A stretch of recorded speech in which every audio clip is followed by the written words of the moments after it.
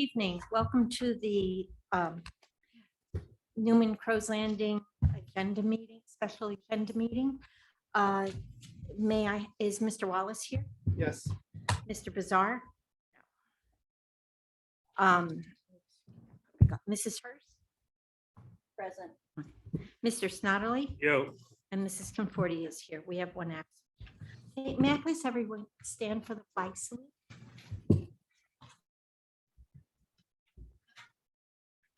Ready, begin. I pledge allegiance to the flag of the United States of America and to the republic for which it stands, one nation, under God, indivisible, with liberty and justice for all.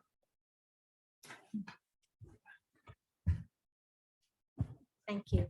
May I have a motion to approve the agenda? I I'd move like that to make a statement before you do that. Yes, Mr. This Snyder. special board meeting, you're violating the government regulations and code of regulations for the reasons and timing of having a special board meeting. You know, I'm not going to disrupt the meeting or whatever. I would like maybe if by the next board meeting, you run off a copy of the regulation and give it to all the other board members. Thank you. Thank you, Mr. Snyder. May I have a motion to approve the agenda? I move that we approve the agenda with the change in order to have public comments after the information item on mask mandates. Thank you. May I have a second? Second. All in favor? Aye. Opposed? Aye. I'm having that as 3-1. Correct. Public communication agenda items. Members of the public may address the board on items on the agenda. Speakers will be allowed 3 minutes unless the time limit is waived by a majority of the board.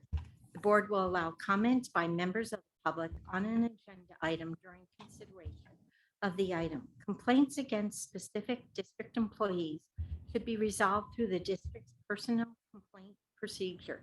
The right to address the board does not exempt the speaker from any potential liability for defamation. The proceedings of the board are recorded and are part of the public record. At this time, we're going to have Mr. Posey give a presentation to help you understand what's happening today. Thank you, Mrs. Conforti, and thank you everybody for being here. It's good to see active citizenship, and I appreciate everybody here to listen to the presentation and perhaps share your opinions.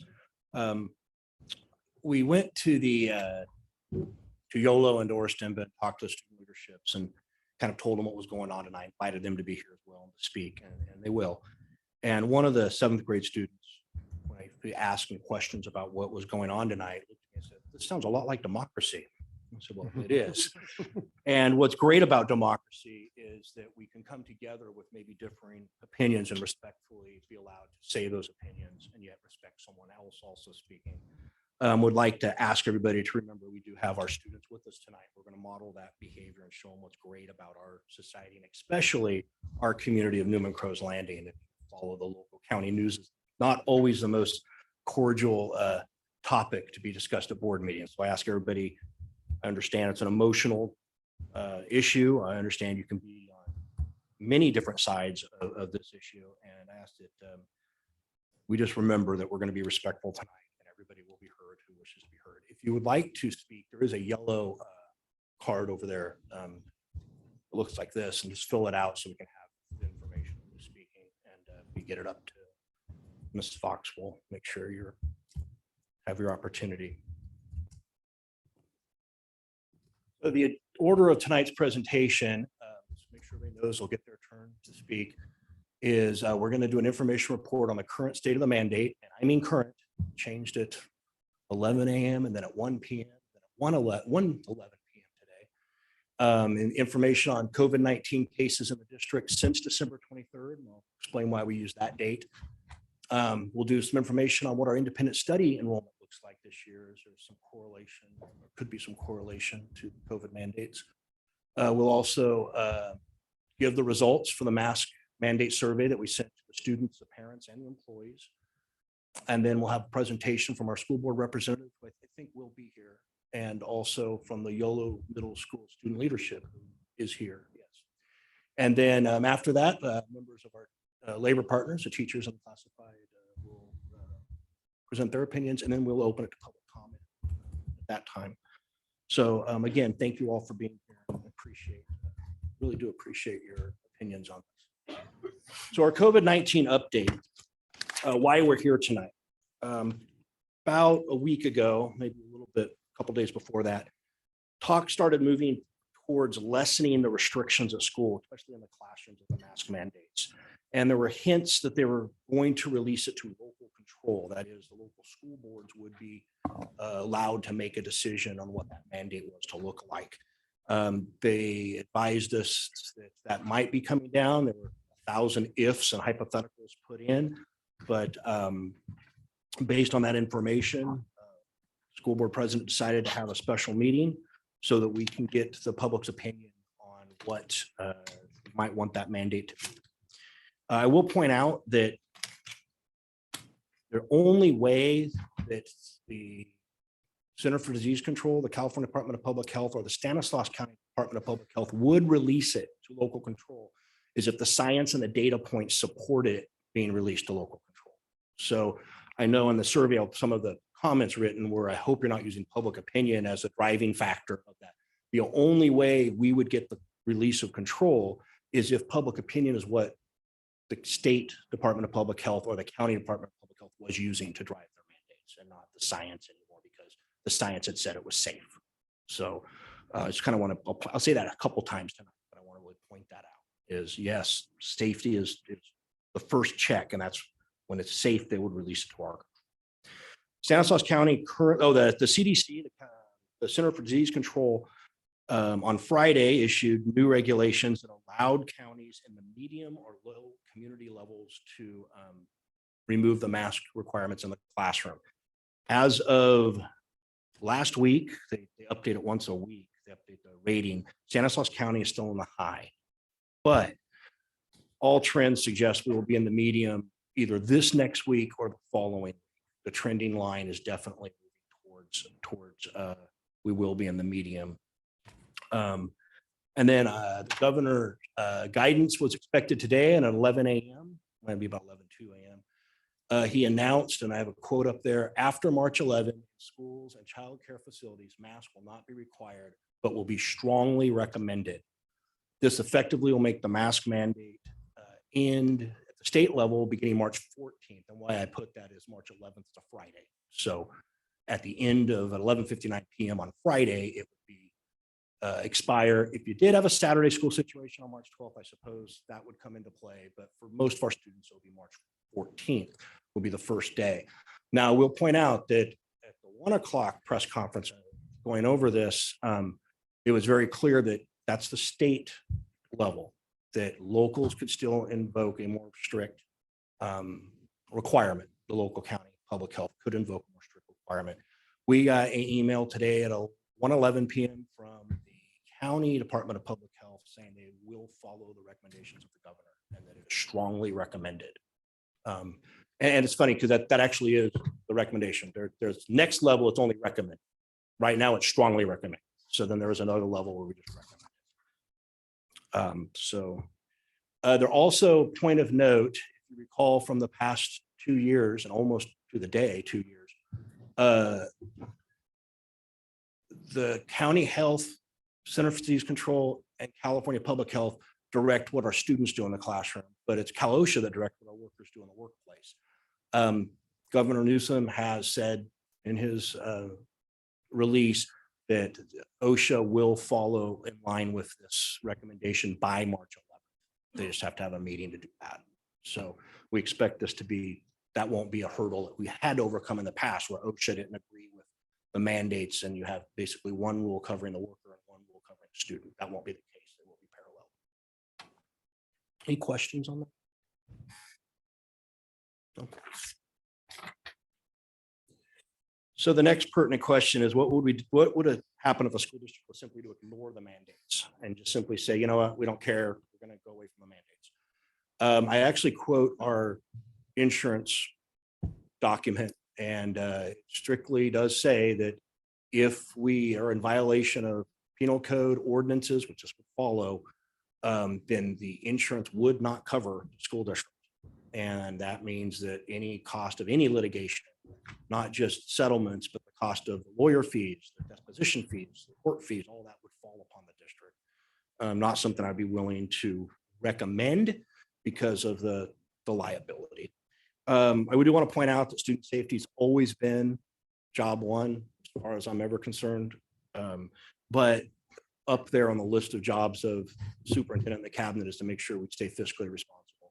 I see Carolyn nodding her head there. So, and it wouldn't be very fiscally responsible to put such a liability on the district and go away from mandate. And I want to point out again, the only way it gets released is if the data points say it's okay to release it. It's not just, well, public opinion is greater than science. We're going to start listening to that. That's not the case. And that's been made several times by the county, the state levels, and the national level. Can I answer any questions on that from the board? Good.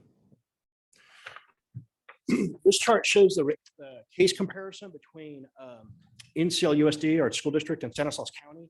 What we've done here, we originally did the chart actual case versus actual case, and that red line was completely flat along the bottom because at the peak we have 110 cases. So you could see where because of the scale, it would have been a very flat line. So Mr. Smith just increased the NCLUSD cases by a factor of 10. So the purpose is that we could look at the slopes of the graphs in more of a comparison model. And what you'll see now, why we used December 23rd as our starting point is that's the first day that Omicron virus was detected in the wastewater in Stanislaus County. So they use that day as the start of the Omicron variant. Now, obviously, we weren't in school on the 23rd or 22nd and up until the 7th, so we didn't have any cases. So we started on January 7th. And you'll see that the county peaks at the 14th. That's the top of their surge, and then the drastic fall we all expected through 2/22. It's just about a week ago. That's the last data point we had from the county. If you match our data point, you'll notice that the lines darn near parallel, that we actually follow the same model in terms of getting to peak and falling off that the county did. We're just shifted about 2 weeks. So if you look at the county's spike at 114 and we spike at 128. If you look where the county was at 121, it kind of matches us 2-4. So we're about 2 weeks just shifted to the county, which matches up nicely. The 2 weeks, the governor's mandate would allow us to decide what to do. That seems to be about when we would be at the medium level as well. So that the data point's real encouraging that we shouldn't be affected by being at a high level locally, whereas the county may be at a medium level. We should be about the same. Can I answer any questions on that? This is what our independent study enrollment looks like through November, December, January, and February. If you remember, the independent study was given to any parent requesting it. That's was the governor's orders this year. And you'll notice pretty much flatline, a couple kids come go, K-8. The high school sees a great increase in January, February, and we cannot draw any correlation between those increases and any mandates or any COVID cases. We can, however, tell you the increases, there is a correlation between the increase in low GPA in the first semester. So I don't ever pretend, without doing a much deeper, extensive research, to have causation when I see correlation. But there's certainly a correlation between students who didn't academically perform in semester one and requested independent study for semester two. That's about as far as I'm willing to interpret that. It's because it's just really a correlation, not a causation.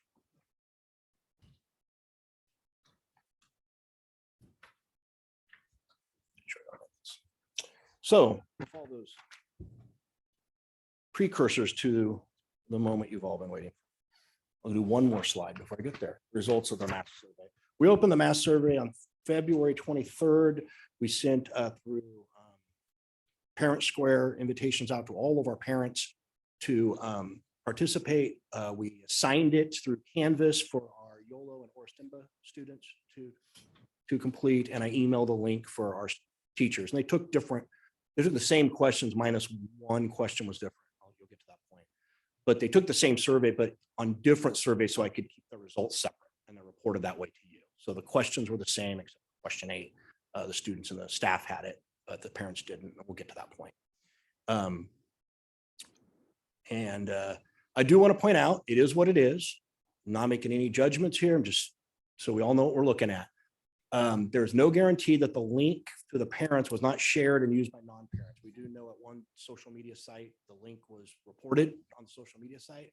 So it's possible non-parents were able to click on the link, sign in. We wouldn't know otherwise. We didn't collect email addresses. I wanted to be anonymous. We didn't collect IP addresses. I wanted to be anonymous. It's possible. I don't think enough to skew the results, but it's possible.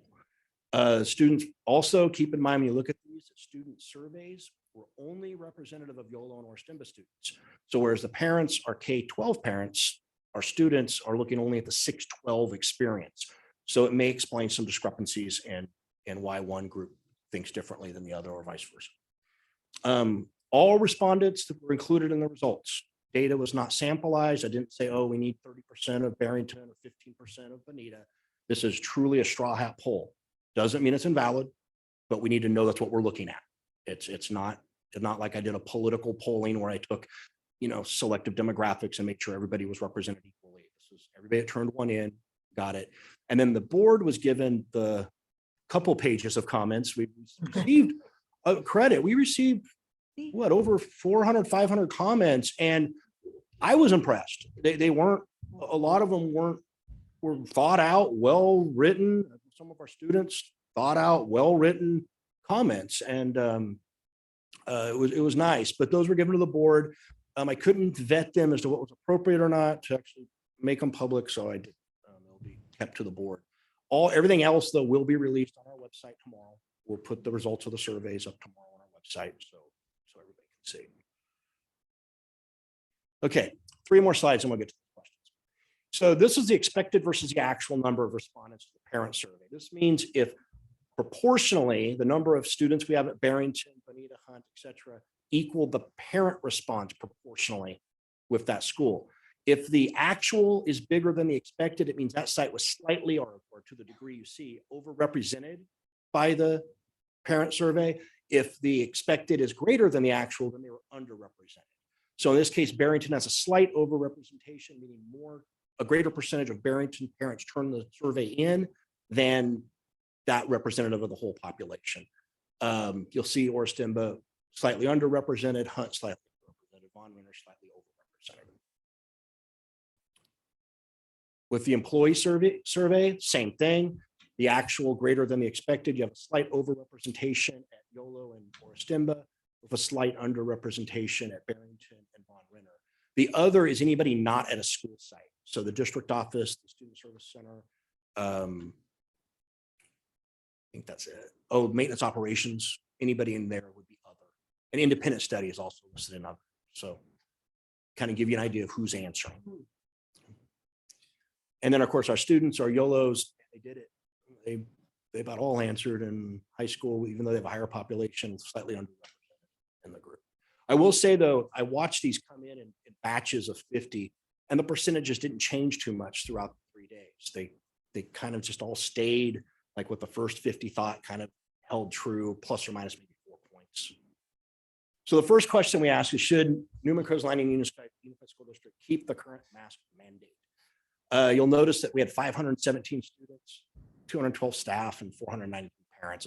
I'm not going to repeat those numbers again because that's true for every slide. It's listed on every slide in case you don't forget. Over half of the students believe we should keep it as is. The staff and parents, 40%, 35%, give or take a couple of decimal points. And then the yellow marks the indifferent, the students, staff, or parents that just didn't have an opinion on the topic. And it could go either way. With the no being about 1 in 3 for the students saying no, don't keep it, and about every other for the staff and parents. The next question is, should the district change the policy by recommending but not requiring students to wear a mask? The students, again, this is the slide where you see the consensus, if we can say that the students over a majority say yes, recommend, don't require. Staff and parents float somewhere about 2 out of 3 say yes. And then it's interesting, this one, all the no's are about the same. They levelize at about 33%. So, but this does represent the consensus where majority of all three groups would be in the green. Is that exact question right there by recommending and not requiring, which follows the governor's. Okay, on the issue, the district should prohibit students from wearing masks. We can't do this, but I put the question in so we could see the mindset of the respondents. It's just an informative question, but I don't want to make anybody think it's an option. It's actually illegal in the state of California to say you can't wear a mask. So 15% of the students said prohibit mask. About 1 in 20 staff members, about close to 1 in 5 if I generously round up parents. And then you see the no votes, overwhelmingly no with the staff, the students and the parents on that. I don't think that was ever really on the table, but I wanted to show the mindset. In this one, the respondents had 5 choices. You can strongly agree, or you can disagree or strongly disagree, or you could be indifferent. And they're stacked according from strongly agreeing down to strongly disagreeing.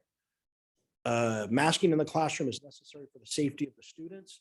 55% of the students agree in some capacity with that statement, with about 1 in 5 students disagreeing in some capacity with that statement. Which is interesting because that's the parents and the staff kind of mirror up there at about 35%, give or take a couple points. So the students see it more as a safety than the parents and staff do. Masking in the classroom is necessary for the safety of the staff. Now, the previous one was the students, this is the staff, and much the same results than you saw previously. If I skip between the two, and if I'd been good enough to put the slides exactly in the same spot, you see it's not the case, but you have 54% and 56%. But roughly the same numbers.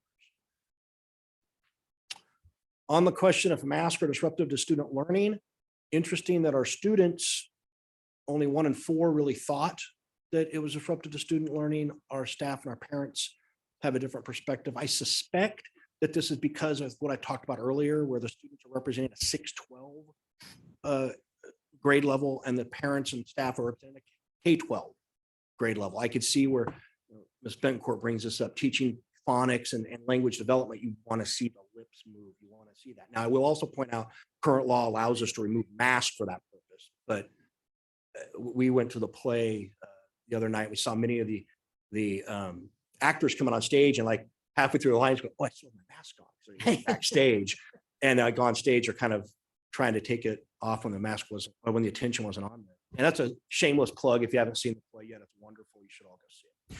So, so that was an interesting, that got me kind of head scratching the difference. The other question we asked, this is something we only ask the students and the staff because parents aren't in the classroom to observe this, is what % of the students follow mask mandates with little or no intervention from the teacher or staff? Again, looks like discrepancy, but remember the staff is a K-12 staff, students is a 6-12.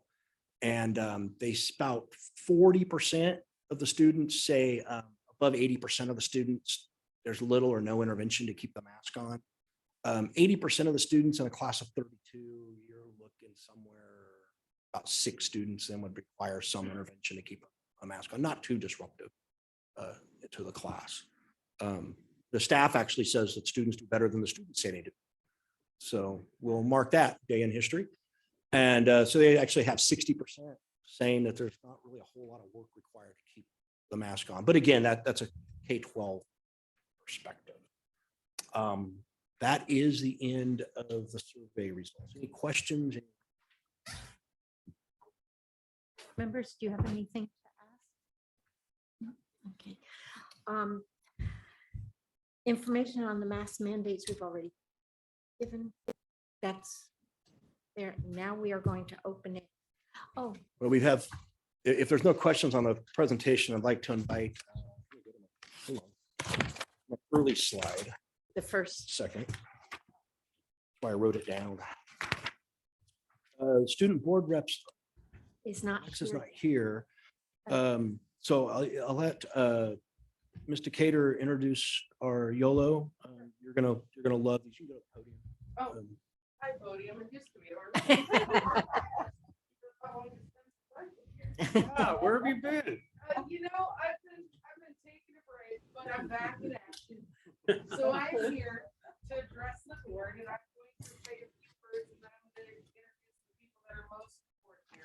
and those are our students.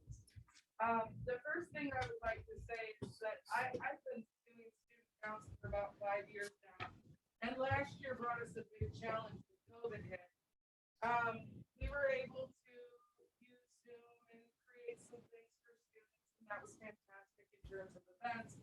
This year, when we come back, unfortunately, due to these mandates, we have been less than happy with the events we've been able to throw for students. What I would like to say about those events, the students will say, but I can tell you that the number one concern I have is to make sure when anyone, board, parents, community, make a decision, we're making a decision.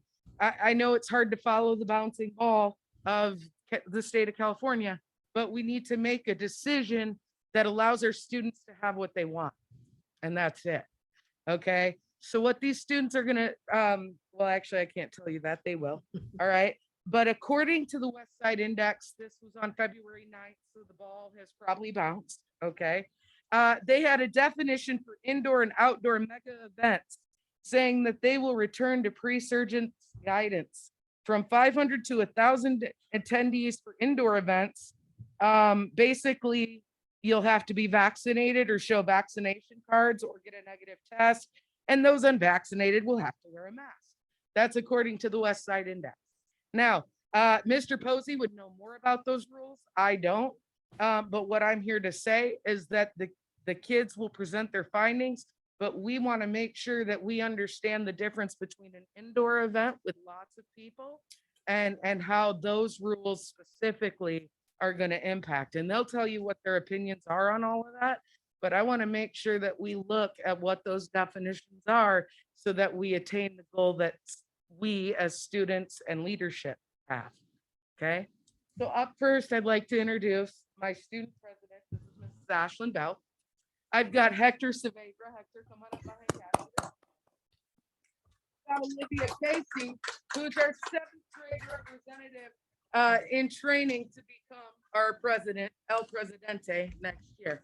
All right, Ashlyn, you got this. Go for it. Hi, my name is Ashlyn Bell, and I'm here as the president of the student council class at Yolo Middle School. In order to best represent more than just myself, we took a survey in our student council leadership class at Yolo. As the student council president, it was important to me that I was able to hear the thoughts and opinions of my peers. 24 out of 26 students are in favor of keeping masks if it means our events can go back inside. This includes rallies, dances, and other all-school events of 500 to 1,000 kids. Schools will not keep track of vaccination status, and housing kids who refuse to put on a mask will be a problem. So we should keep the mandate to allow everyone to come together. If events cannot be done as a whole school, our opinion changes. If events were not impacted, 1 out of 26 kids would mandate masks for all. 25 out of 26 kids says optional, that students should get the choice. We've spent many years looking forward to middle school rallies, dances, and more. At this point in the pandemic, we have missed out on 2 years of our normal school activities. Although most of those students surveyed would prefer masks be optional, I think that kids are willing to make compromises to get their normal activities back. Thank you. Thank you, Ashley. Hi, I'm Hector. I just wanted to say that our main goal is to create and attend events or indoor events. And in reality, we hadn't had a normal indoor events in like 2 years because of Zoom and the current mandate. So yeah, we just want to have the events, and if having masks will help us have those events, I think we should keep masks. If it didn't really matter whether we had masks or not, and we could still have indoor events, I think it should be optional. But I think we should have the masks so we can keep having events. That's all I wanted to say. Thank you, Hector.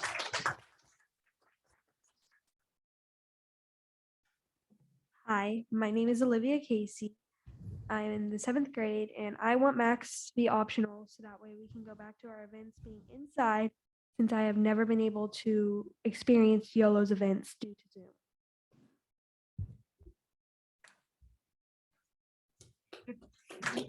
Thank you, Olivia.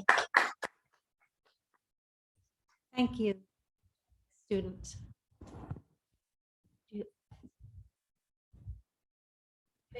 Thank you. If I may, Ms. Conforte, I get to visit them at least on a weekly basis, you walk around the campus, both the Forest Demba and YOLO, and it's nice to see the future, that often. It's one of the blessings of this job. I don't know what we call it a job, but this job. And I can tell everybody here, the future's in really good hands. These kids are phenomenal. And to come up and speak in this public forum and in front of people they don't know, and that's a tough gig. And I appreciate what you did today. Thank you so much. We as a board really appreciate it because you are the most impacted group. It is your day in school, your school years that you've missed out on. So we're crossing our fingers for more information. Do we have our Alexis? Alexa's not here, but I was in the meeting and it kind of mirrored exactly what they said. It's kind of interesting. It was they don't think they got together and collaborated, but the senior class was very much. She's on her way. We'll wait for Alexa then, and we can bring her. She's a member of the board, so she can speak anytime. It's fine. I'll let her speak. She's much more eloquent. So the one point I would just to answer the question, and we can do that because it's not public comment, it's information item, but the mandate inside the classroom have to be the same as the mandate for events. That's two separate things. Governor Newsom was very clear in the purpose of his release today that we do not treat unvaccinated different than vaccinated. That's his desire going forward. It was mirrored in the county health press we got as well, that we're not doing this. Are you vaccinated? Are you vaccinated? It's one decision. The other thing, when we do make a decision one way or the other, and a lot of it has our hands tied because it's Governor Newsom that will technically make that, we need to be respectful of all of our students, all of our staff. If they say we don't need masks, that's fine. But if we have students or teachers who would prefer to wear the mask to make themselves feel safe, we need to allow that and not make fun of them or ostracize them because they have a different opinion. We are lucky to have that democracy. And I know it's been hard the last 2 years, not only for you, but for all of us too. The last thing I like is a Zoom meeting, since I'm the least technical person on the staff. But that is going to be something that we're going to have to explain and help everybody on staff, all the students, all the parents, is to give each person their choice and not to make it, you have to, in order to be in my group, you have to do this or you have to do that. It's very heartening when you're the outsider because you chose either to wear the mask or to not wear the mask. So it's something that some of the little ones automatically just do it because they want a different kind of mask every day. And our students are in that classroom all the time. They know what's happening. And sometimes we as adults are looking at it for us and not them. And I think they're very important to listen to. Is there any other comments? We have two more presentations from our labor partners. Brittany, CSEA, want to speak?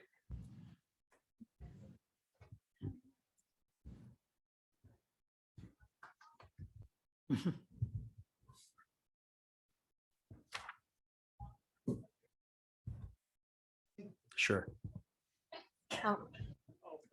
Put her on the spot as she walks in. I did the same thing to her Wednesday morning at the ASB meeting. You have your own microphone. Your report on the OHS's student body. So good evening, everyone, and welcome. I apologize for my tardiness. So this past month, our campus life at Erston has been very lively and has been continuously moving. So this movement has been especially seen with our extracurriculars. So boys volleyball, girls basketball, boys golf, and wrestling have been very, very active this past month.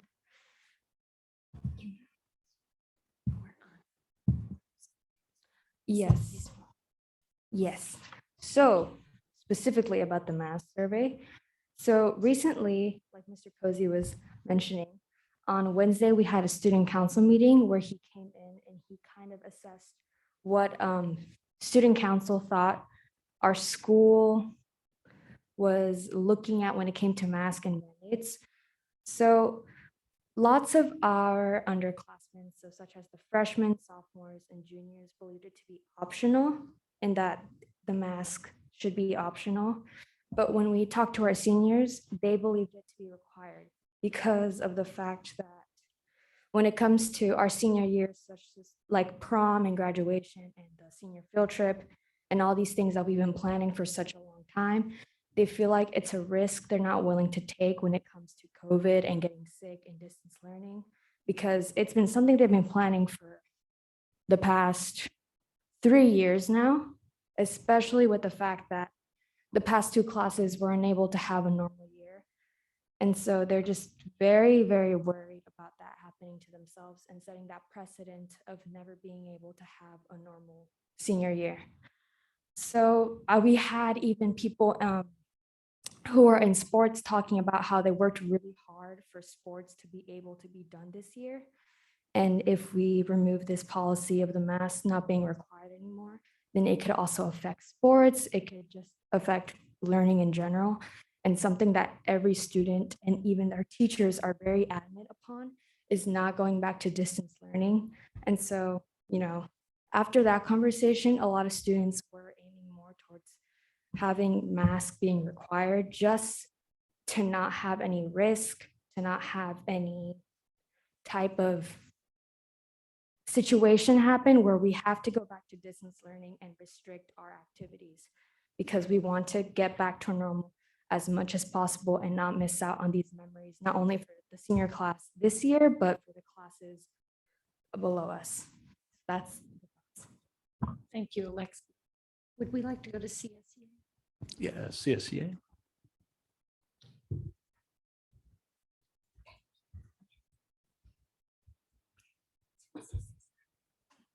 Hi, Brittany Clark, CSEA Chapter 551 President. We're in kind of an odd spot, I'm not gonna lie. We have a lot of different people that work as classified staff, a lot of beliefs, a lot of bouncing balls, like we said, things constantly up in the air. And we have always said that the students know, that we're always gonna back the students. I do think it's very unfortunate that we've had multiple years of trauma, straight trauma for these kids. Losing out on their activities, losing out on the conversations, being surrounded by tech all the time. I mean, you can see it when you walk on campuses. So CSEA's position is, of course, to follow what the kids want. If that's not possible, then to make it some sort of choice. But if that's going to happen, we'd like to request to be able to sit down with everybody involved and kind of chip away at it together so that it's a group consensus of what that looks like, instead of the government saying this is what's best for you. Thank you. CTA? I have a statement from CTA that I'll read. It says California Teachers Association remains committed to the safety of students, staff, and the families in our local communities. As a group, we feel the local community needs to continue to follow the science and look at the local transmission rates and hospitalizations in guiding any decisions regarding the local response to COVID-19. As some communities in the state continue to be impacted more than others, the Newman-Crows Landing Teachers Association supports local decisions that prioritize the safety of all of those within our local communities. We know that masking, strong testing programs, and having good school ventilation systems in place have been key to ensuring the stability of this year's in-person teaching and learning, which has been proven to be the best method for providing a well-balanced education for our students. We also recognize that any changes at this point could disrupt and destabilize local school communities. As our local community is currently seeing a continued reduction in both hospitalizations and deaths associated with COVID-19, even though the transmission rate remains high, we encourage the board to move with great caution and make any changes to the current COVID-19 policies. Finally, we continue to encourage all students and adults who are eligible to get vaccinated as soon as possible and receive their booster shots as recommended. That's from CTA? NCLTA. Mr. Posey, would you go into the ventilation? Because I know they made a comment about it and about how Newman's ventilation is. I know we upgraded it. Yeah, so we did upgrade the ventilation system back at the beginning, was it before COVID?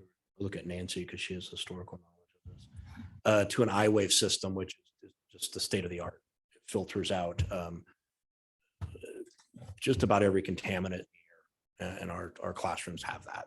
So we have actually, they mentioned that in the county presser today, and I forgot to mention that to you, that schools should look into upgrading the ventilation. We don't need to look into it. We're completed ours. So We tend to be proactive most of the time. it's a very good choice. Okay, I am going to open it up to comments. What I need to do, if you wish to make a comment, you must fill out the yellow form and please give it to Mrs. Oh, I have some. Thank you. Okay. Christy Diaz. Thank you. I addressed you guys a couple months ago. There you go. Short here, sorry. I know.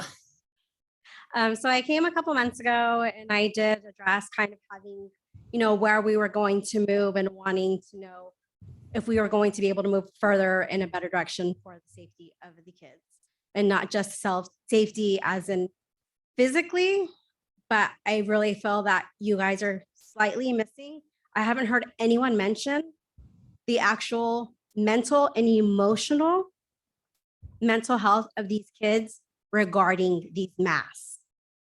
I am completely pro-choice.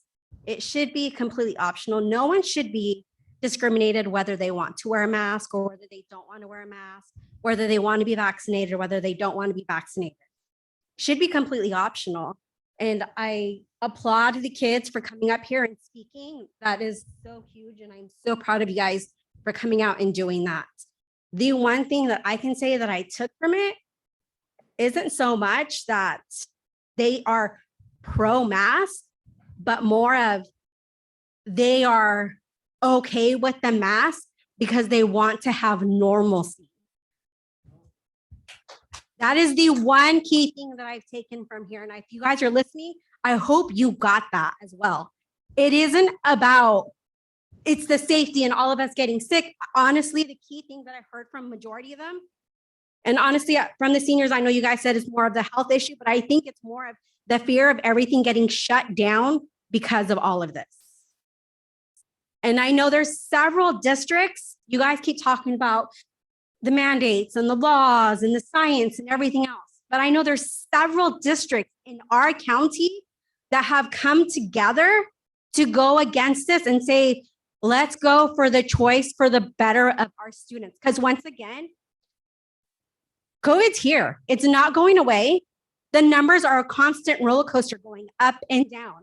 And the science, please don't even get me started on the science. Because if it was that serious, the protocol on testing, when it comes down to it, would be so much more serious. I was in the office because my daughter was COVID, whatever you call it, exposed. She was exposed. And there was no divide on the students on who was actually symptomatic and was coming returning to see if they can get tested to come back. There was no divide of, oh, this is just my first testing because, I quarantined, or there was no divide. Everyone was chaos. There was students sitting by the door as other parents and other students were coming in. Like, I'm sorry, it's a slight joke on the way this is getting handled. And this is not even with the junior high, even at the elementary status. I had a parent utterly concerned and they were laughing and they're like, this is a joke on how it's getting handled. There was a student who literally tested positive and she was front center by the front door with everyone coming in and out. So we're doing these testing on, there was a COVID exposure, but no one's delegating who they're coming across through the bathrooms, who they're coming across, in a lunch line. So it's like we're following the science half behind. Sorry, I'm trying to watch. We have students. Yes.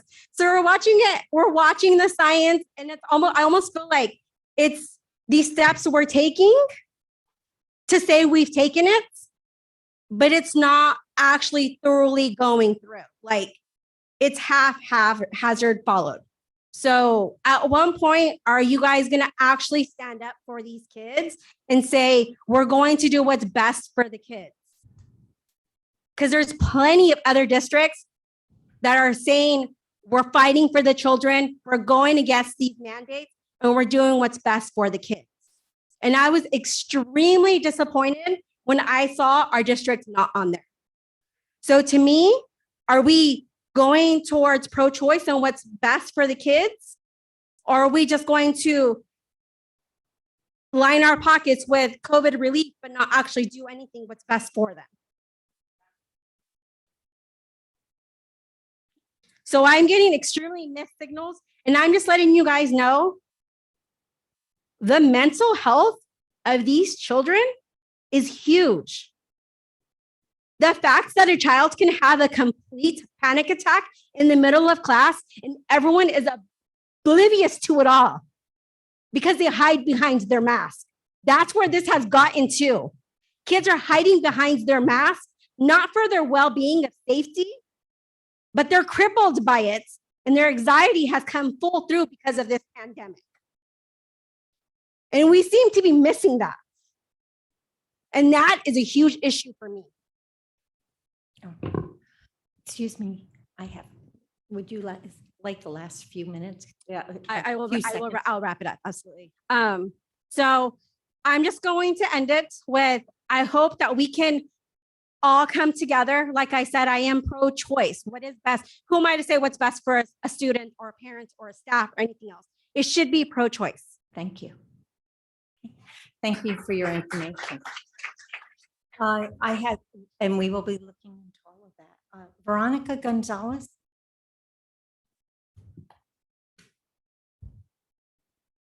Not going to speak because I get very emotional, but We won't bite. I don't think there's many people speaking. So I'm the parent of a high schooler this year, and I also have one in elementary who I actually pulled out of this district simply because of the not having to wear a mask. He's in a private school now. I'd rather give my hard-earned money to a private school than get free schooling, just so my child doesn't have to wear a mask all day and he can smile and breathe freely with his friends. And he has been thriving. Unfortunately, I pulled him out of the DLI program, which he loved, but it is what it is. I just want to say I'm not here to throw anybody under the bus, but I personally have friends, family, clients that work for the district. And this is such a small town that we all know what goes on outside of school and we know what goes on inside of school. And I think it's pretty ridiculous that the people that are enforcing our kids to wear a mask all day don't follow the rules themselves. Outside of school, it's obviously you're free to do whatever you want, but it's still hypocritical. If it was really about COVID, then all the teachers and all the staff would be wearing their masks the whole time they're indoors, which they're not. I've been in the high school multiple times and I don't wear a mask. I've never gotten kicked out of the office. I think that the staff there takes advantage that they intimidate the kids or they know that kids are not going to speak up. But no one has ever told me to wear a mask. My son, who is in high school, has not worn a mask all year. And most of the teachers, believe it or not, are okay with that. Nobody says anything. And one teacher has asked him to wear a mask, and my son is not disrespectful. He would never argue with anybody over a mask. So he complied with this one teacher. Okay, after Newsom did what he did, which we all know what he did not wear a mask indoors, my son said, I'm done. If he's not wearing it, he's the one that made the rule, I'm not gonna wear it. So the next time he had that one class with that one teacher, he said, no, I'm not gonna wear a mask. So she had him leave. He wasn't allowed to go in class. And during that time, it was very cold. He's been out of her class since then. It's been a few weeks. He sits outside of the cafeteria by himself. And actually, I spoke to the superintendent and Mr. Pruitt. And he was allowed to go inside of the cafeteria as long as he's 6 feet away from everybody else. So if that's the case, why can't he just sit 6 feet away in class? He went from having an A+ in that one class to like a C- now because he's missing out on in-person instruction. And the funny thing is that the days that it's been really cold, he goes into another teacher's classroom who doesn't care that he doesn't wear a mask. This one teacher, because of her one opinion, that she thinks that my kid who does not have COVID is going to infect somebody with COVID. It makes no sense. I've spoken to the teacher and she says that she's just following the rules. Of course, that's what everybody says. You need to finish up. Your time limit is up. I just think it should be a choice for sure.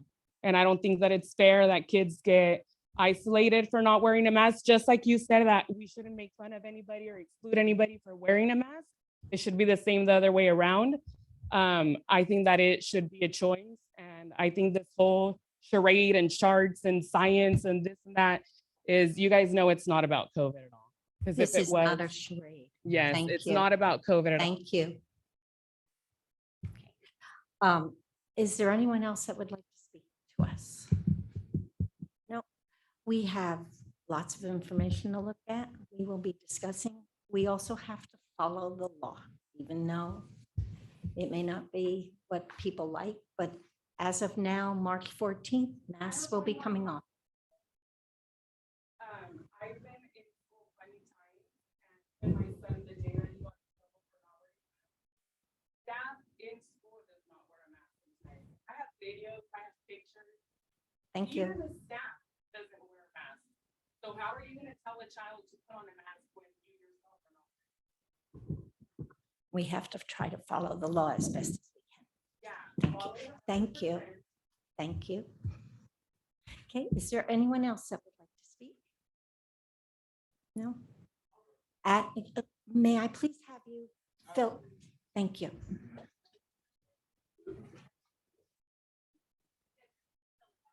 Yes. I think a lot of you guys know who I am. You see me at the time around. I'm Edgar Lopez. Right, man, sorry. My name is Edgar Lopez. A lot of you guys know me as your old previous school resource officer. I have 3 children in the district, and I myself am pro-choice as well.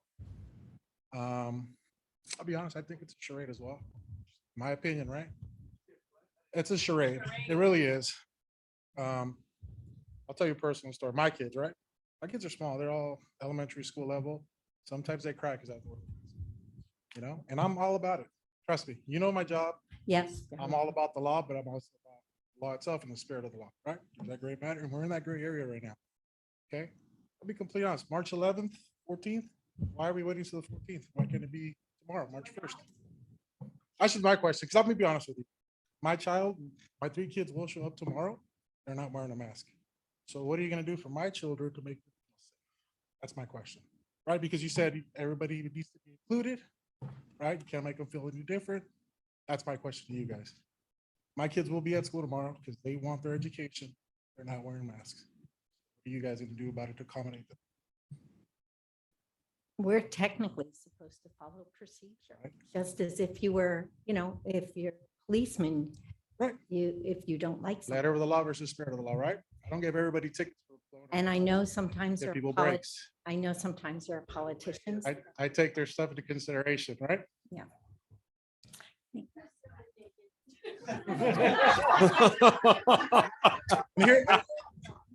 Here's the other thing, right? Here's the other thing too. My kids got COVID a few months back. We did the, I forgot how many days, if you guys can help me out with the days, they were tested positive, so it's 10 days. Days, yes. Let me ask you this question. What if they lived with them, but they didn't test positive or negative? It was extra amount of days, right? Starts over if you get somebody later test positive. You have to go back 10 days. Right, but if I have a kid that's negative, how many days was it? I don't remember. the It could cascade as different 14, positive. thank you. I tested positive and my daughter did not test positive, and she still had to Yes, that's what it was. for 2 whole weeks and completely missed out on school instruction and got behind and was utterly lost because she had to stay home even though she was completely negative. Thank you. That's what it was. Wait. Let me go back to those Let 14 him days. think Thank you then. for reminding me. Let's keep order. Let's keep order. Remember, we have to follow. Someone at the podium, they have the microphone. Okay. Thank you, I Keep appreciate it. I couldn't And you remember the may, days, but why don't you sign a yellow card? aside from working previously at the schools and working in this community, I deal with a lot of people in the community. We hang out outside of stuff. I talk to people, I listen to people. There's multiple parents that have multiple children where only one of them tested positive. But guess what? They just said that all 3 of them did so they can get back to school. Because it's nonsense, okay? I understand this. I understand COVID is a serious issue, but at the same time, mental health is huge also, right? I can tell you firsthand, our numbers have skyrocketed. Stanislaus Ours- County. Well, no, and I'm not even talking about San Francisco. In human with children or minors having to go for a behavioral test because they're suicidal, they want to harm themselves. I've seen it firsthand. I've had enough of those calls, and they're only going up and up. These kids are tired of wearing these masks. Okay? Thank And I come here as a parent. I'm not coming here.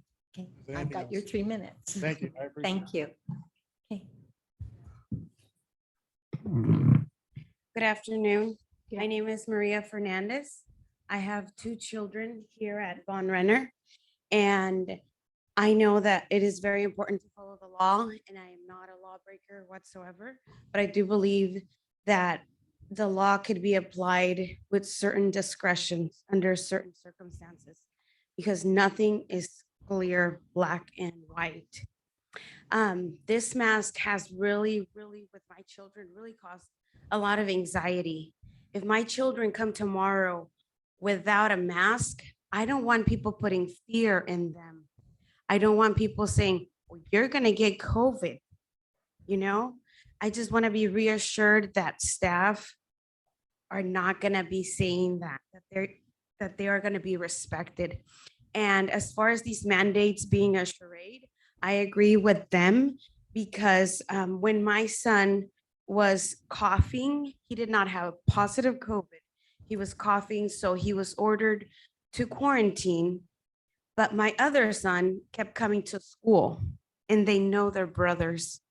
So it's like, so if one person has it and the other one doesn't have it, if this was true and real and follow the science, they should have both stayed home, and they did not stay home. So, like, who's enforcing these laws? We are trying as a board to follow the laws, and as in all things, there are some people that do not, or because of certain circumstances, they may not. What's going on? Your phone's going off. That's what the music was. We try as best we can as a board to follow procedures and what has been given to us. We have, what, Excuse 14 me. days, and then masks will be coming off. To me, it's not that difficult to wait another 10 days, but I might be different. So Why? Because I've seen other people that have gotten it in other places. And it's devastating. Yeah, that's all I wanted to say. I wanted to say that, you know, we are, I think we should leave it up to the kids. Nobody is, well, I don't want to say nobody's in real danger, but you know, you're allowing one kid to come and the other one stays home. It just doesn't make sense. And let's just, for the mental health. Thank you, everyone. Thank you. May I please have Maria Fernandez? Oh, sorry, Maria. I didn't know if I had enough. I have Robin Kepler. Did I? It's Klepfer. I'm used to it though. Sorry. Yeah. So I'm alumni of Newman Crows Landing. So was my mother and so was my grandfather. I have a long history with this community. Actually, Crows and Crows Landing, that's my family. So we are local generation. I think one thing that made this town awesome is everybody knew each other. Everybody had a voice. Even when we didn't like each other, we still put up with each other and found ways to get along. Today, I'm asking everybody to get along. Give kids the choice to wear a mask. You say you're following state guidelines. Well, guess what? Change starts local and goes up. We are the voice that goes up to the Capitol. It shouldn't be the other way around. We are their constituents. They are not ours. We have to tell them what we want. And my opinion is the children should be able to choose if they want to wear a mask. If a mask works, then you can wear it for yourself. Then you're protected, correct? If a mask works. So my wrap up is let the children choose. And we are the voice at the local level that needs to tell the state what we want, not the other way around. Thank you. Thank you. Randy Decatur. That's me. Hi. Okay, so ladies and gentlemen, I don't often wear this hat. I'm gonna wear my parent hat. Okay, I do what I do for your children. I do what I do for the Newman Crows Landing community, but I also have a daughter who's in 3rd grade here. Dealing with a kid during COVID, making them wear a mask is much different than dealing with students, making them wear a mask. Okay, it's heart-wrenching when you do watch your kid break down and do all the things that we've all seen over the past 2 years. And in fact, it even brings Decatur to a little sadness, and that's hard to do. Okay, so with that being said, what I would also like to say is I would like to say, and I hope I don't get burned at the stake for this, hold your judgment to the people of Newman's Crows Landing because they are just looking out for federal funds. Okay, if we don't follow the law, we don't get paid. If we don't have money, we don't have a school district. So we can start change local and we can build it up. But when you guys were like protesting against the school, we all should have went to Sacramento and protested on Newsom's doorstep. Well, you could do that, but the thing is, unless you and please let me speak, I let you. So the thing is, we can do all that, but the problem is the federal funds go wherever they go, and you're right. But the thing is, we need a local school district to provide for our students. So with that being said, I want to thank the Newman Crows Landing School District, and I would like to thank my daughter's principal personally, because that school has been nothing but supportive to her. When she did not want to wear her mask, they put her in a safe space where she could not wear her mask, and it was fine around not other kids. And then they would send her back to class. So I personally, as a parent, feel like you guys have caught in a tough situation and you've done your best. And I also understand if you don't work for an education system, you disagree vehemently, and I would too. But the reality is I have a shoe in each path, and I think they've done what they can. They've done their best. I think kids should have choice. I don't think we should mandate them, but I think everybody's hands are tied, and that's all that I would like to say. You guys have a great evening, and I'm going home. Thank you for voicing. Thank you, Mrs. Decatur. We try the best we can. We try to follow procedures, just like you do. I may not always agree. I'm sorry, may I have one more thing? Sure. The encore. One thing I will agree with that I heard today is the organization of these COVID kids needs to be better. That is correct. We have some misorganization at different sites where the kids do not have dividers and they are not separated. And that does need to be fixed. But the rest of it, we're doing the best we can. Thank you. This was an information meeting. We are not making any decisions right now. We'll take it all into account. We also have to follow what the state is mandating, at least until the 14th. Yeah, failure to follow would put the district in severe liability. That's the And question on why. we don't want That's the why. We don't want the school district to go bankrupt, and I don't want to go to jail. Oh, yes, they. Oh, yes, they. I'll go ahead and address that if I may. Yes, please. So if someone was damaged by COVID, including someone tonight who spoke urging us to not follow the law, they could come tomorrow sue us, and all of our insurance liability against that suit would be void because we didn't follow the law by policy. That's where it puts us in. And you ask that question.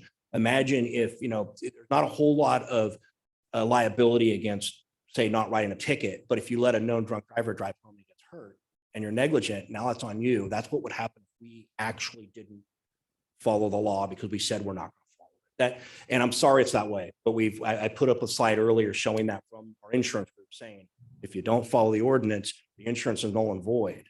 That means all cost of litigation falls on the district. District could handle about one before we're bankrupt. Yeah. And that's why you have to wait. Laws get passed all the time on December 1st, and we don't enforce them until January 1st all the time. That's just the same thing today. It's frustrating. It's frustrating. I get it. They're all getting advised by, like Roseville just got the big meeting just from their insurance group saying, you're not covered if you keep it this way. Now they're reconsidering that decision. Roseville and Rockland both had that.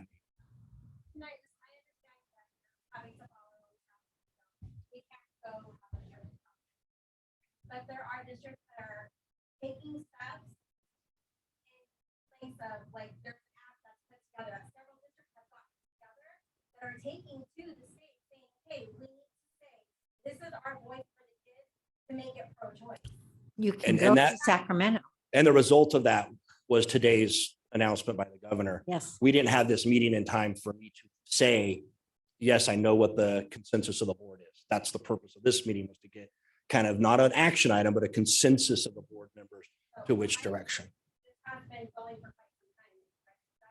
That's getting on it now. So, We've been in contact with our local I've been in contact with some legislators. I've been in contact with our local superintendent of county schools, I meet weekly meetings with Department of Public Health, county department, where I talk to the director and let them know exactly what's happening on the ground and what the voice should be. It's been stopped by the data up until this point, where last meeting, it was said, we're not willing to release masks because public opinion isn't there yet. So, well, wait a second, public opinion is a metric. And that's when it started to, okay, well, maybe we need to release to control on March 14th. But that's the real reason why waiting. I get it's frustrating, but I don't know why he couldn't say tomorrow, but he didn't. The mandate from the state is the 14th. Probably my speculation is so that OSHA could come along, because if OSHA isn't in line, then we'd have one rules for teachers and one for students. And oh boy, that gets frustrating too. Mm-hmm.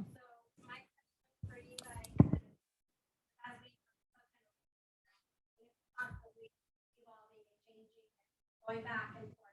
What happens on the 14th? Oh, wait, no, it's gone up again. Are you guys trying to do anything? Because as much as health wise, once again, their mental health is declining. And you guys, I feel like you guys aren't trying to help the students' health. And I'll answer that. Up until now, it's never been a local control issue. It was literally last Friday that they said it's going to go to local control. And that's why this meeting is here tonight. So we could get this voice. It would be impossible for me to say what the voice of the public is. Hey, I said, if I didn't do it. So I'm sitting in this meeting.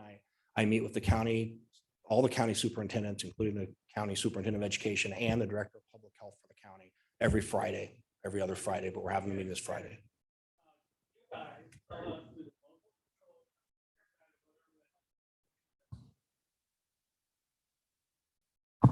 So we have spent tons of money hiring mental health people. So we've been told, I assume they're working.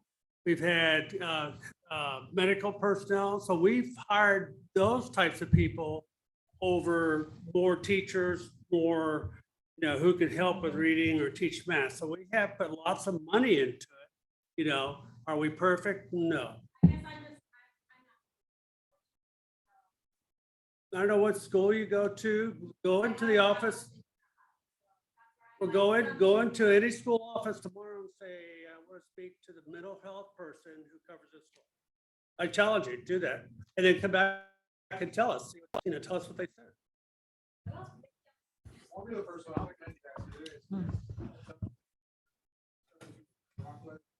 get it, man. And I also staff and all that, because I've seen it firsthand. They have a hard job. We are very over-regulated. Like I said, I'm not happy that we had this meeting tonight, particularly when we got an email that said confidential, like yesterday, that said if we say anything or violate the law, we're all going to jail. And I figured that's why that guy's in the back of back of the room here. He's not here for you, Mr. Sotterly. It's like, oh my God, we did something wrong here tonight, you know? And so, you know, yeah. Okay. I'd like to let Alicia would like to make a comment. and then- Turn off my mic. Yeah. Alicia, please. So first of all, I just want to thank the parents for just coming up here and expressing your opinion. I think that's a pretty courageous thing to do. And, you know, you guys have given me the courage to also talk about this. But I feel responsibility as the student representative at OHS to kind of give a perspective that I've been getting a lot. So even today, for like the past week, even during the weekend, you know, I've been talking with students. Students have been coming to me talking about, you know, what's going to happen with the mask mandate because they heard about the meeting we had at student council last Wednesday. And so the reality for all of these students is, of course, even for the parents, we want to avoid distance learning as much as possible. We want to avoid having children be backed up with education. And the thing is that a lot of students feel like if we make mask more optional, that the reality of being in distance learning is going to approach us like and be worse. Well, personally, and a lot of other students, they don't mind the mask, but that's just at OHS. You know, I think I represent the students who decide to come to me, the students who I decide to go to. And if there is some representation that I am seeing, then I would certainly love to have, you know, whatever children you have at the high school to please come to me. You know, I try to make myself as available as much as possible, and I would love to have conversations. We actually had a survey go out into the entire high school so we can assess their opinions as well. But what I've been seeing with a lot of students is that they fear a lot of, you know, distance learning, and they see that becoming more of a reality if we do go to option. But I feel the responsibility of saying that because I keep being told that, and because, you know, I just have to speak for the students, and, you know, I would love to have their opinions out there, and I would love for the parents to also have their own opinions. You know, there are different opinions, of course, there will always be different opinions, but I just want to advocate for the students and whatever safety they feel at their school. And I'm not advocating for the entire district and elementary students and, you know, middle school students. I am merely expressing and voicing the opinions that I have seen at the high school. And if I do not get the majority of those opinions, or if I am only getting a handful of those opinions, then please tell your children to reach out to me. I would love to hear what they have to say because, you know, that's my responsibility, and I want to make sure their voices are heard. I think as children, as people, you're clinging onto this mask.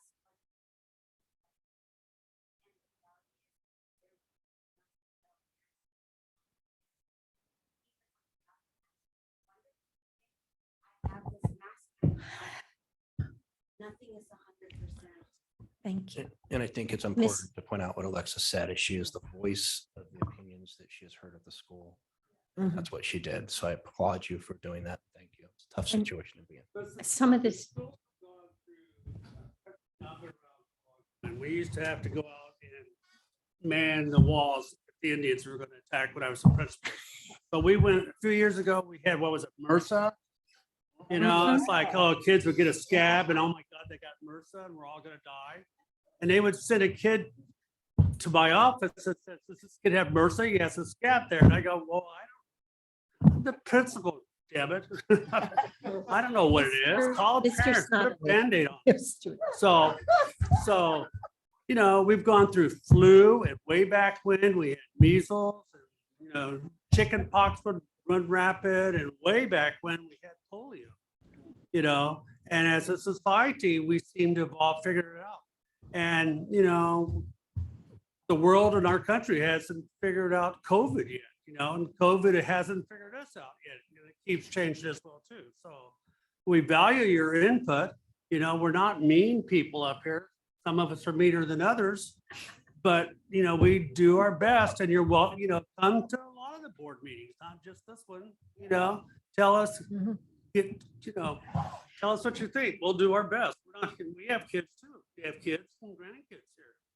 Also, sometimes your student may not have the same ideas that you have, but yet we're the parents. I am a parent of older children now, but they may differ in opinion to me, and we sit down and we have a discussion. It doesn't mean that we both come out with the same answer. And I don't think we can dismiss even some of our younger students. Our little ones may not know as much how to voice it, but a consensus of all of them are, I don't want to get sick, and I don't want my family to get sick. And that's not just Newman, that's national, it's international. So we try, but Yeah, I have a couple of Mr. Paul. And when I first started doing public service as a planning commissioner, I remember hearing somebody's speech and he said, picking between right and wrong is easy. Picking between two rights is difficult. And that's where we are today. We know that masks cause problems. Had the opportunity to attend some of the instructional tours that Mr. Posey's done, and I think they are pretty interfering. I see the masks interfere. It's really important to remember 53% of our students want to keep the masks. When that's inappropriate for you to attack a student in a public meeting. And we've had a lot of conversations about you can't have 100%. That's right. But at the same time, don't drive home drunk with your seatbelt off. Being sober with your seatbelt doesn't mean you're going to live through driving home tonight, but your chances are a lot better if you're sober and you have your seatbelt on. No, they're a perfect comparison. It's public health. Wait a minute, wait. Mr. Snow, we have, excuse me, wait.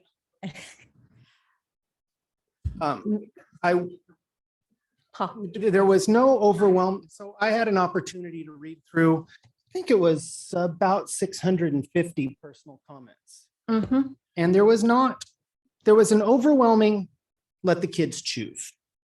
There was absolutely a significant group of people on the get rid of the masks and I want my kid masked.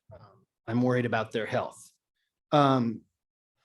We have to weed through between those two. I'm not going to be a trustee that comes to you and says, hey, we violated the law and we're going to fire your kid's teacher and your kid's going to be in a class of 60 next year because we had a $500,000 or $1 million liability claim. Plus, I would think that would be pretty irresponsible for me as a trustee. I do think that we need to look forward as we move at this to think about how we're going. And I had this note before I heard some of the public comments tonight, but the public comments tonight say there's either a misunderstanding or a failure on our part to really do a great job of monitoring where things are. But I think that we should be looking at, and this was something that was asked for in the public comments. Hey, keep track of how much COVID you've got in the schools. And so I think that that's something we should look forward to in the future. I'm very open to how you guys come about doing that, but if we continue some kind of surveillance testing or something. But I also think that we may be able to do a better job. We're going to have students that want to wear a mask. We know that N95s work better. I don't know if we can get enough N95s for every student that wants one, but that would do a better job. We can also step up how we handle when I farm, I can't put an employee, I use N95s all the time, but I can't put an employee in one until I've had them fit tested. I think that we could start doing some of that for some of our employees, even maybe for our students. I don't know if it's practical or not. There's a lot of things that y'all brought up tonight that are about things aren't working the way the policy says it's supposed to. And that was a lot of the comments that we got back as well. Hey, this teacher doesn't make, these students wear their mask down below their nose and these students don't. And yeah, around their neck. But, if you're not going to do it properly or it's not even, a lot of discussion of the hypocrisy that y'all brought tonight. And that is honestly one of those two rights that you try and balance. One of the things is questions about timing. And I think that graph that shows that we are still the 25% of the country that the CDC says is in areas where COVID could spread and could be a threat to the students having prom and middle school dances. And let's face it, middle school dances are important. I mean, I think a lot of us learned a lot of our social skills at middle school dances. Spring is coming, and I say spring, not summer, because we're kind of out of school by summertime, but we should see a reduction in COVID in the springtime. So you ask about why. Why wait another couple of weeks? Because our community is still in, high transmission or medium transmission. We're not, and looking at that graph, I looked at it and said, yeah, a couple of weeks, the numbers are going to be considerably lower. And that group of people that commented and said, hey, be careful, go slow. Our Teachers Association, that was their final comment. Hey, be careful, go slow. Another couple of weeks, I'll defend that. I know you guys want us to say, hey, tomorrow your kids don't need it, but yeah, that's not where the science seems to lean. I know that we have a local health official, Dr. Veshampton. I've never heard her name pronounced. I hope I've got it right. There's a lot of letters in her name. She goes by Dr. V. Dr. V. She is very concerned about the effect of kids on distance learning. She's very concerned about getting kids in class, keeping them there. And I think she's going to be an ally when the surveillance says we can do it. She will be right behind us. And so that was most of what I'm going through as I look through this. Please, I know you're very passionate, and we pretty much have a group that's passionate about turning the kids off of masks tomorrow. But do have a look at these surveys. There's about a third that want their kids masked for a long time. I was really kind of surprised. I think we first started talking about this when CDC came out a couple of weeks ago, and a parent was nearby, and I'm like, hey, what do you think? And she got really quiet for a minute. She goes, I want my kids to be masked. I know it's not popular. I haven't vaccinated my kids because I don't think the vaccines, I'm not sure it's safe yet. I actually want my kids masked. I'm worried about them. And I thought, yeah, there's a bunch of you out there that don't speak up and don't say it, but that was something that went into my thinking, and it definitely something that I saw in the comments, something I saw in the survey results. And it looks like we've got a path forward that will give us a little bit of time, let things clear up. But I do think that we should take a look at what we can do to surveillance results and make sure that we don't just turn around and go, oh my gosh, half the kids have COVID, we have to cancel prom. I think we can do better than that. I don't know if that's going to be, I don't know what it's going to be. I mean, I imagine it's going to be getting a bunch of parents to opt in to randomized testing or something like that, where 30 or 50 or 100, maybe Dr. V is willing to give us some suggestions on the epidemiology. But So the governor's mandate obviously came out, I'm not going to say today, 7 hours ago. So we will have a meeting Friday with Dr. V, and we'll be able to ask the questions. What about the indoor basketball's over, indoor events? What about prom? What about those things? And so, got to give them a little time. They got the news today too. And literally, I got the embargoed copy about 7:30 in the morning, and then the 11 o'clock announcement. So they've had less than 12 hours to digest it all. And they look more than just the schools, right? They cover public transportation, the healthcare facility. They have more than just us that they're looking to have answers for too. So we do have a meeting Friday with her. We'll get answers once they come down. Mrs. Hurst, did you have something to say? I know you were trying to. You need to press the button. There you go. No, I'm just busy taking notes. I'm kind of known as a note taker wherever I go. And I'm just glad that the people who came here today came here to express their opinions.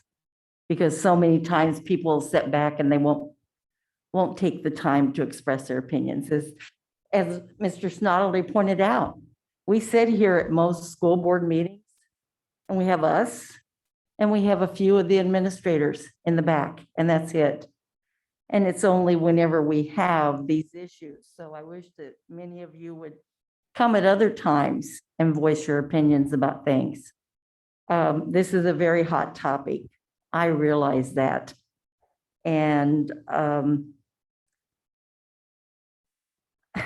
don't like living under threats any more than anyone else does. And we have kind of been given some threats about our liability, about being thrown into jail, about, having to pay money, etc. So, but of course, Big Edgar is going to bail me out. So I understand that part of it. The really big part that I understand is mental health. I really understand that, okay? And so when Mr. Posey came on board, one of the first things I gave you was about the mental health when they all came back. And so I am very concerned about that.